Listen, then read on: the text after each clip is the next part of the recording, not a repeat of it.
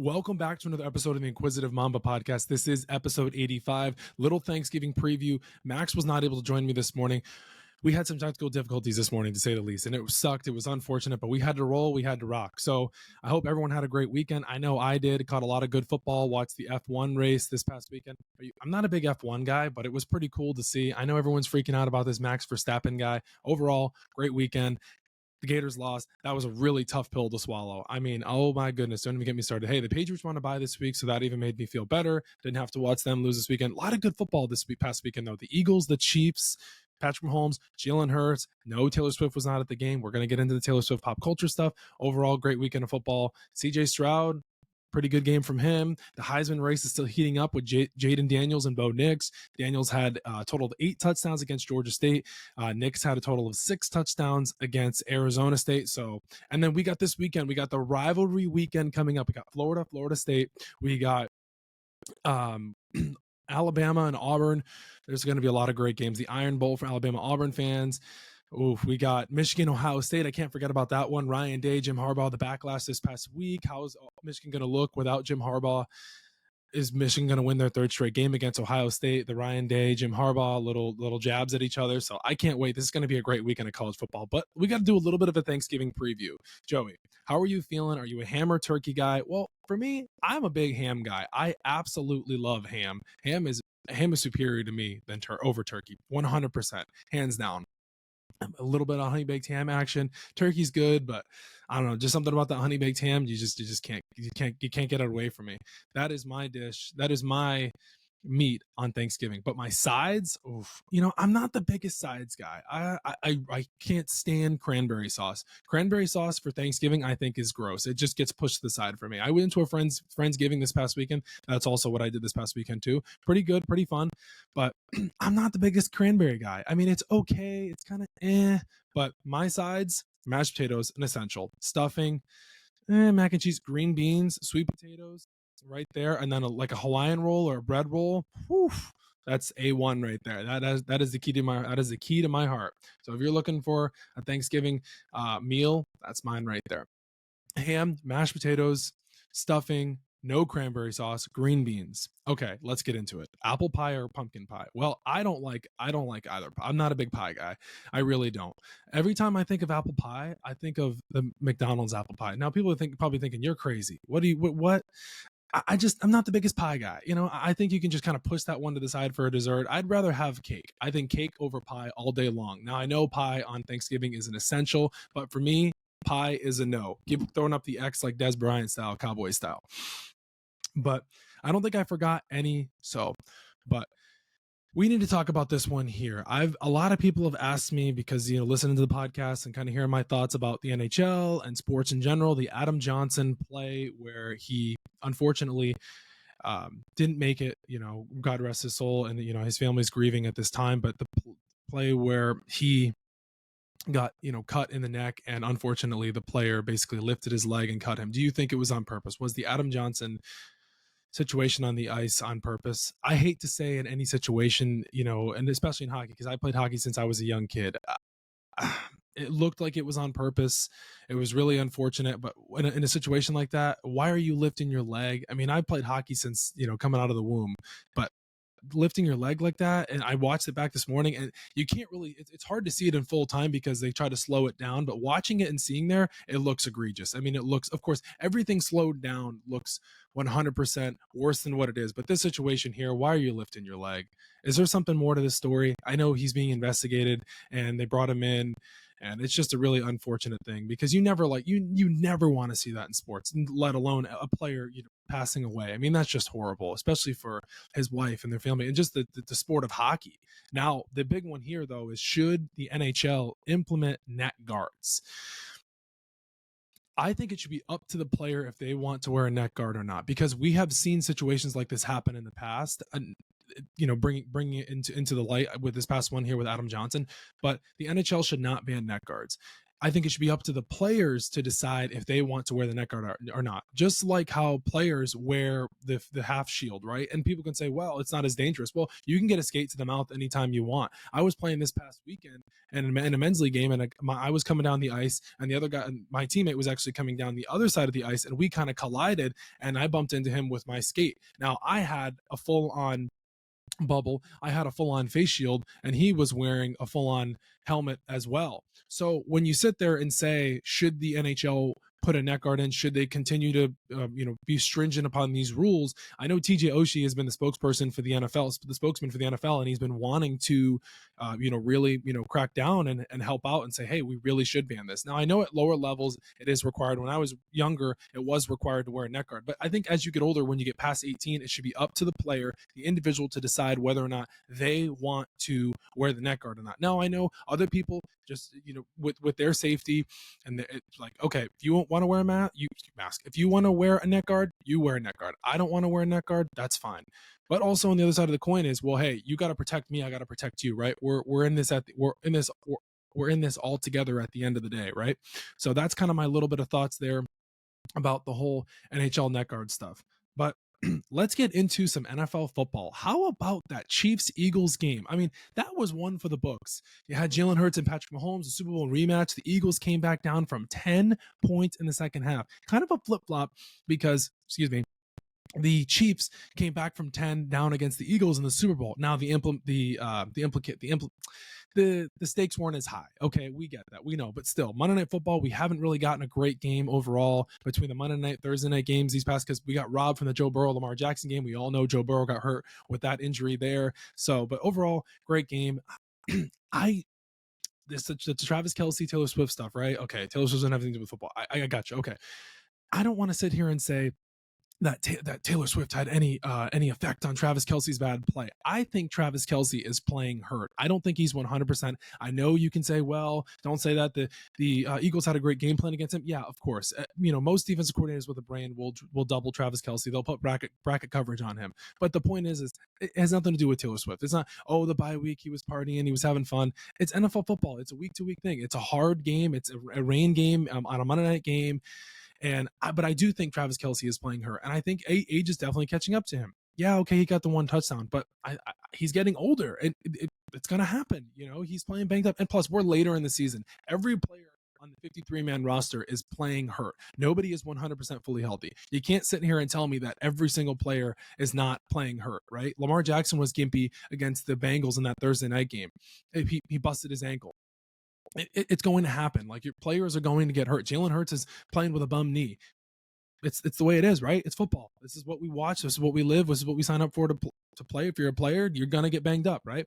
So, but no, my takeaway mainly from that game is the Eagles. They didn't let up. They just stuck in there the entire game. They were like, 10 points. That's nothing to us. We know we're a good team. And my biggest takeaway from the first half and the second half was how the Eagles were able to adjust in the second half, because Jalen Hurts was sacked a total of 5 times in the first half, a total of 5 times. In the second half, he got sacked a total of 0. Now, what Steve Spagnuolo, the Chiefs defensive coordinator, was doing in the first half is he was sending blitzes on first and second down instead of third down. He was sending Trent McDuffie off the edge. He was just sending the backer blitz off the edge, and he was confusing Jalen Hurts in that offense. What can you do, Brian Johnson, to adjust? Brian Johnson is the Eagles offensive coordinator. He was actually the Gators quarterbacks coach there, was he quarterbacks or offensive coordinator? He was a coordinator at Florida. He actually helped Jalen Hurts with his development when he got promoted to the Eagles offensive coordinator position, because he was working with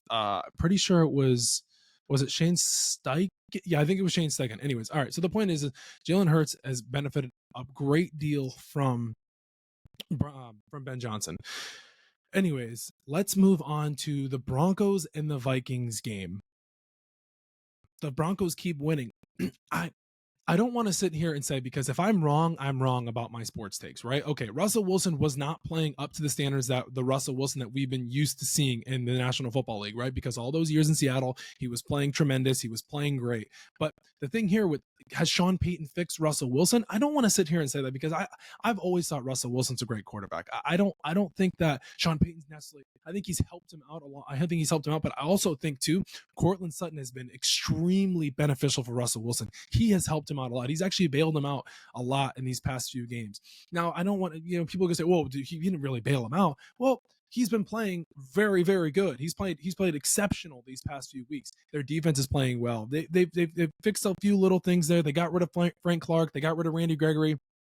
2 locker room issues there. You can say what you want about that, but Baron Browning has been playing great for them. They still have Justin Simmons. They still have Patrick Surtain. So their defense is good. It's a very good young defense, right? And Vance Joseph's a good DC. He's fit. He's fit to be a DC, right? The Broncos are playing well. I mean, they've won. They beat the Chiefs. They beat the Vikings. They beat the Bills. I mean, they're on a little bit of a hot streak. But let's see here. Coming up here in the next few weeks, they're going to have the Texans coming up here as well shortly. So in next week 13, well, we're going to see, right? So just taking a side step away from the Broncos for a second, the Josh Dobbs situation, right? It's been fun. It's been cool.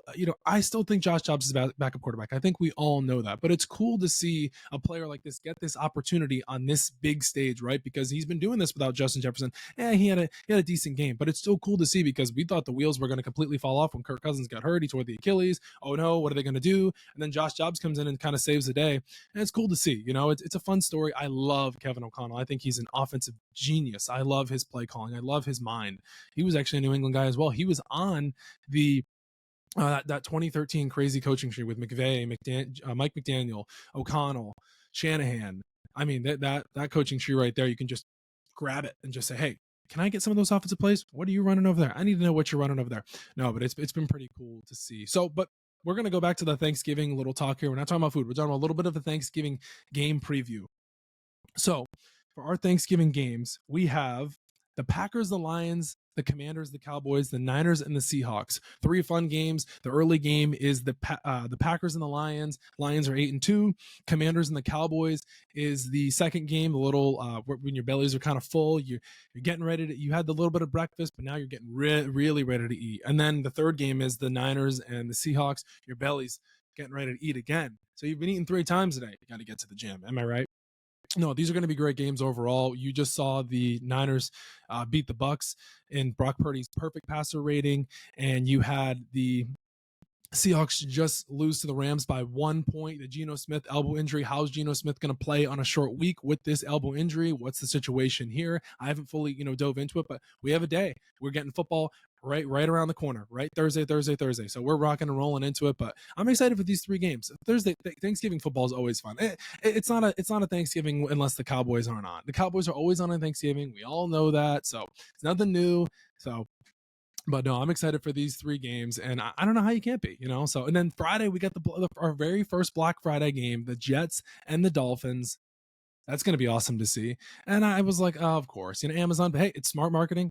You do what you got to do, right? You're a $1 billion company. You're, taking over the NFL by storm. You got Thursday night game. Why not put a little, midday game on Friday, on Black Friday? Everyone's shopping. Everyone's wondering what's on Amazon. You can just scroll right to the top and you can see the Amazon Prime game, a little Black Friday action, Jets and the Dolphins. Let's talk about the Zach Wilson stuff, because we're talking about the Jets, right?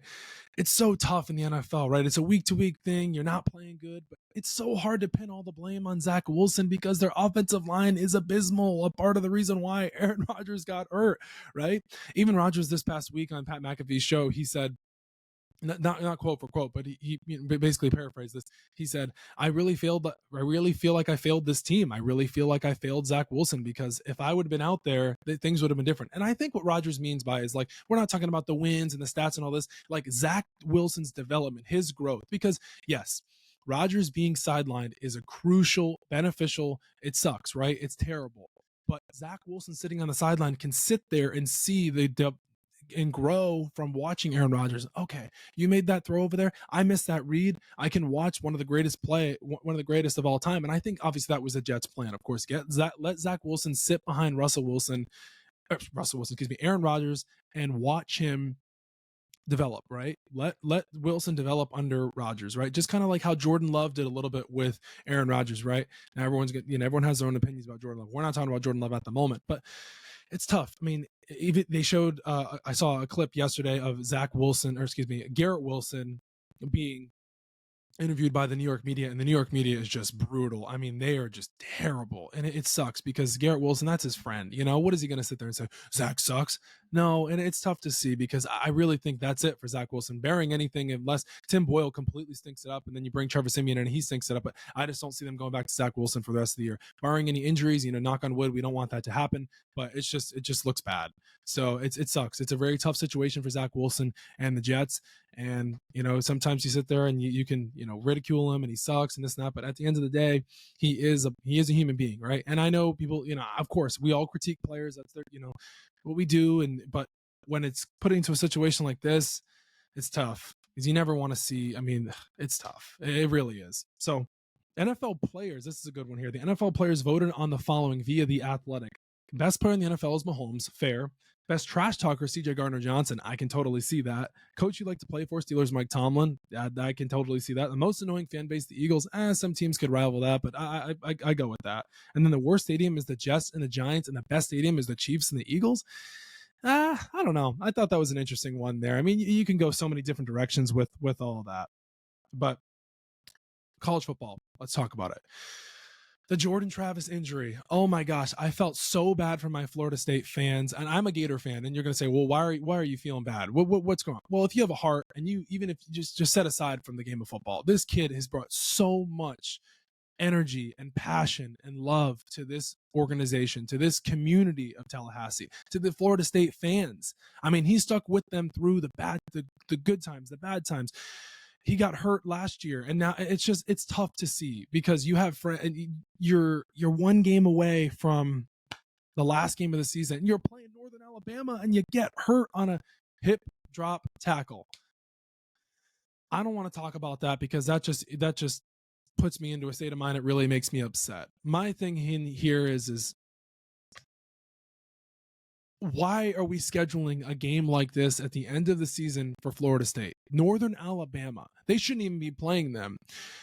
It's an unfortunate, it's a fluky thing. It's very unfortunate, right? It sucks. It's tough. But this situation here, it's next man up. It's Tate Roadmaker, and let's see what Florida State can do this week against Florida. Where that rivalry game here, Florida State. It's tough. I mean, it really is. Now Florida State's bounced out of the college football playoff. Jordan Travis, he said, that's it for me. What else can he do? He brought so much energy, heart, and soul. I mean, it's like taking Draymond Green off of the Warriors, and they're two different players, but just their heart, their soul, just ripping it off of the Florida State, right? They didn't deserve this.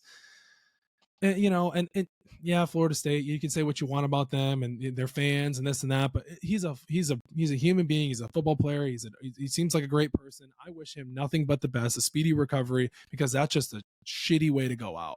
Your potential, you can't even play your rivalry game against the Gators. I'm wishing him a speedy recovery. He's a great kid.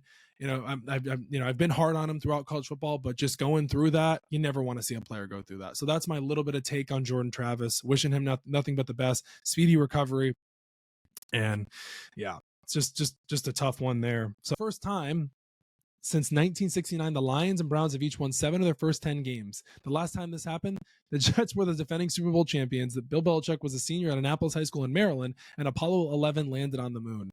I never thought I'd see the day that the Browns and the Lions would be good. I mean, who would have thought this, right? How about this one, though? Steph Curry, don't ever stop shooting. I'm going to keep letting it fly. CJ Stroud said this after the game when he threw 3 interceptions. He threw the 2 touchdowns, but hey, shoot or shoot, right? You're going to keep playing. You're going to keep playing. You're going to make mistakes. Keep going. Don't worry about what happened in the past. Just keep going because right? Shoot or shoot. Hey, CJ Stroud said it perfectly. Let's talk about the Heisman race between Jaden Daniels and Bo Nix. Well, Michael Penix is in third. My Heisman is Jaden Daniels, and I've stated my case. I've pleaded why Jaden Daniels should be the Heisman. I just don't think he's going to win it because he has 3 losses now. Lamar Jackson had the 3 losses, Tim Tebow, and so did Robert Griffin III. But here, what's very tough about it is Bo Nix is going to get a massive opportunity this weekend, against Oregon State, right? He's going to have the Friday night game. LSU is going to play Texas A&M. That should be a complete cakewalk. Jimbo Fisher's gone. He's off out somewhere. He's getting his buyout. But Jaden and Bo Nix is also going to have the opportunity to play in the national championship, bearing in the Pac-12 championship, potentially against Washington. So he's going to get 2 opportunities to prove his case for Heisman, and you can say he is one. So it's going to be very tough for the committee to give Jaden Daniels the Heisman, especially with those 3 losses, especially with what Bo Nix has also been doing this season. He's been remarkable. So those 2 games are going to factor in. Now, let's say Nix lays a goose egg this Friday against Oregon State. Well, then the case is still open. And also too, let's completely dispute Marvin Harrison Jr. from winning the Heisman. He has a total of 12 touchdowns on the season, and Devontae Smith in 2020 had 17 touchdowns, a ton of yards. We can't put Marvin Harrison Jr. in the 1, 2, 3 conversation. He'll be a runner up, or he'll make it to New York, but I don't think he'll win the Heisman. Now, anyone could say, well, let's see what he does this weekend against Michigan. He could go off. I still just don't see it. I don't think the numbers match up, especially with what this quarterback play has done this season with Nix, Penix, and Daniels. My 2 neck and neck right now. The 2-headed race for me is Daniels and Nix. I just think that's the way you got to go about it. Let's talk about here though. This one here has been kind of like, I've been grinding my gears with this one. Caleb Williams at USC these past 2 seasons. 67% completion percentage, 8,170 passing yards, 518 rushing yards, 72 passing touchdowns, 21 rushing touchdowns, 10 interceptions. I mean, that's a really good 2 years if you ask me. USC failed Caleb Williams this past season. You could have gone out and you could have gotten better recruits for the guy on defense. Now, some people are going to say, well, it doesn't revolve around Caleb. Well, the only reason why USC was relevant these past 2 seasons was because of Caleb Williams. You fired your defensive coordinator, Alex Grinch, which you should have fired this past offseason. Caleb Williams was the heart and soul of that team, and they started slipping late. Yeah, because at one point, enough is enough, right? And they had a tough schedule to end the year, right? You had to play Oregon on the road. You just had to play UCLA. You had to play you. I mean, like they had a very tough schedule. The Pac-12 was just remarkable this year, and it still is. So, but no. Caleb Williams should 120%, I'm going to say this again, Caleb Williams should 120% go the NFL draft. Why would you come back? Why would you put yourself in a situation like this again with a bad defense, with you don't know what's going to happen? You're going to go to the Big Ten next year, and who knows what's going to happen then? You got to go to the NFL draft, Caleb. You got to go. You got to go. Caleb Williams has to go the NFL draft. No ifs, ands, or buts. I don't care about the NIL money. I don't care about coming back and having control, this and that, potential winning of the Heisman. You got to go to the NFL. The money is there. Your stock's not going to get any higher. This is the year for you. If Caleb Williams comes back, he could also potentially get hurt next year too, right? And with that defense, I don't trust it. Caleb, go the NFL draft. Do us all a favor so we can watch you on Sundays, because you're a special player. I don't care about all the outside noise of, I'm after the game crying to my mom, or I don't care about all the outside noise of, I just want to go home and cuddle with my dogs and watch Netflix. Who cares? Everyone has their side stuff, right? Caleb could have left that aside. He could have closed that. But that doesn't matter. You're a talented player. You're a raw talent.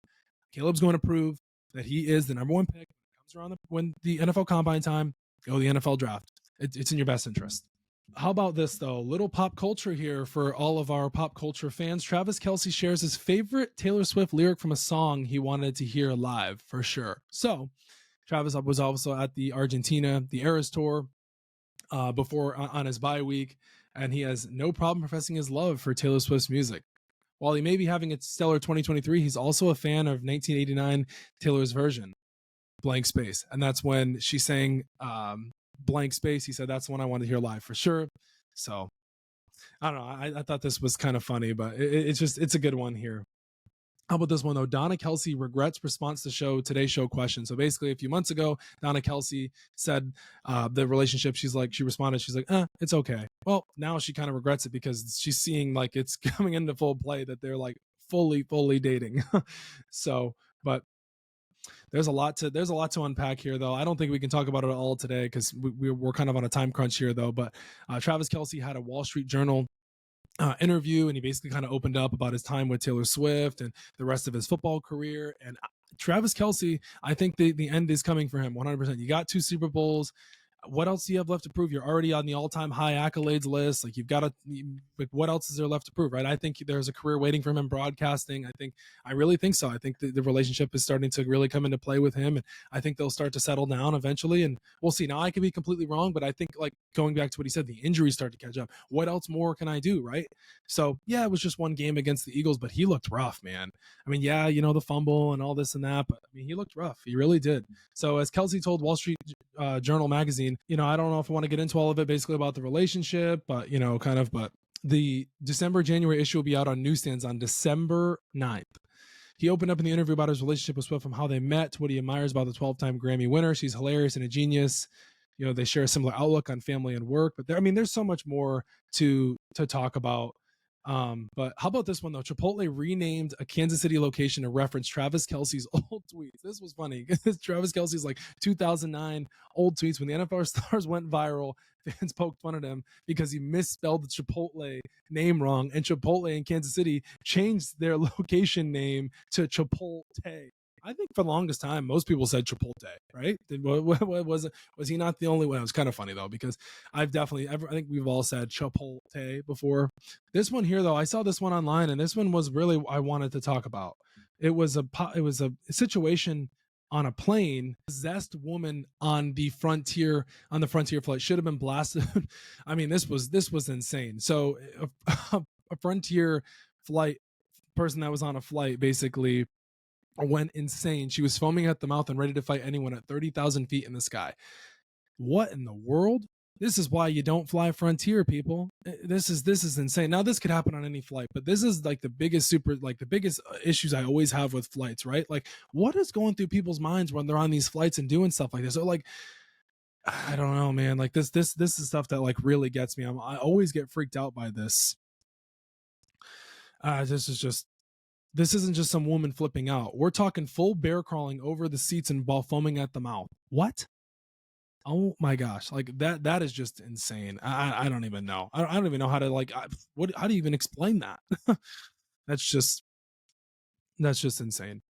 How about this one here though? Livvy Dunne says, Livvy Dunne's the gymnast at LSU, the big content creator, TikTok star. She's huge in NIL now. She says a death threat changed her habits of attending classes at LSU. She no longer attends classes at LSU due to a disturbing threat she received.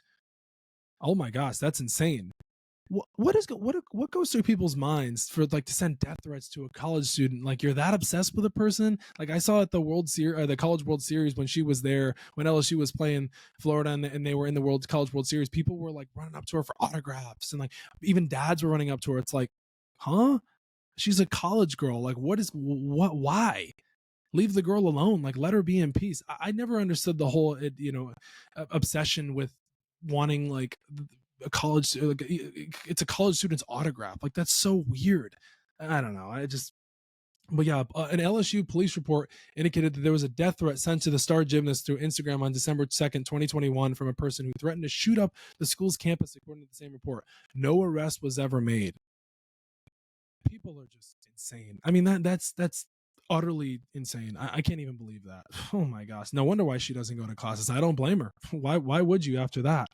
Okay, last point of the show we're going to talk about here is the Taylor Swift Brazil Eras Tour concert. It's very, very, very, very sad that a fan passed away this past weekend due to inclement weather, extreme weather conditions, the heat wave going on in Brazil. And I don't understand at the Taylor Swift concert why they're not giving out free water, or why can't you even bring water into the thing. Like, the mind blowing thing to me is people not being given water at these events. Like, what? How? especially in this crazy weather conditions. Like, what? I don't know. I didn't understand that. I was just completely blown away when I saw that. I was like, 23-year-old girl passing away. I mean, like, and even some of the fans at the thing were like, these concerts are crazy. Like, they should not be this out of control. During the third era of Taylor Swift's show, Swift paused the concert for several minutes as a group because fans screamed for water. Why aren't we giving out water at these things? It's just water. Like, why are we not giving people water? I mean, I can't believe that. The city on Friday reported its highest heat index recorded since measurement began in 2014, 138 degrees Fahrenheit, which broke the previous record set Tuesday, according to Metzel Meteorology. I don't understand why fans aren't given water at these events. Well, guys, that's going to do it for us. We were able to record this morning. Thank goodness. We got to get this Thanksgiving episode out. Little preview of our sides, the ham, turkey. We talked college football. We talked the Jordan Travis, Bo Nix. We talked about the Jaden Daniels stuff. I mean, Jaden Daniels Heisman, Bo Nix Heisman, the Jordan Travis unfortunate injury this past weekend. We kind of stayed away from the hip drop tackle. We talked about Caleb Williams' future, if he's going to be continuing at USC or not. We talked the NFL, Eagles, Chiefs. We talked Broncos, Vikings, a little bit of Bengals, Ravens with Joe Burrow, Lamar Jackson, Joe Burrow's injury. That was really unfortunate there, out for the season. We talked a little bit of Travis Kelce, Taylor Swift, little pop culture. Didn't kind of, drill it down to you guys today, but I hope everyone has a great rest of their week. Thanksgiving week. Enjoy the time with your family. It's too bad we couldn't get Max with us this morning. I really, really wish we would have been able to get him this morning, but things happen. We had some technical difficulties this morning. I hope everyone has a great week. Black Friday coming up with us too. Got some good football tomorrow. Thanksgiving football. Can't wait. Have a great week, guys, and we will see you next time. Make sure to follow us on YouTube, the Inquisitive Mamba Podcast, the Inquisitive Mamba Podcast on Spotify, the Inquisitive Mamba Podcast on Apple Podcasts. You guys know where to find us. Behind the mic, talking you guys' ear off. We'll see you next time.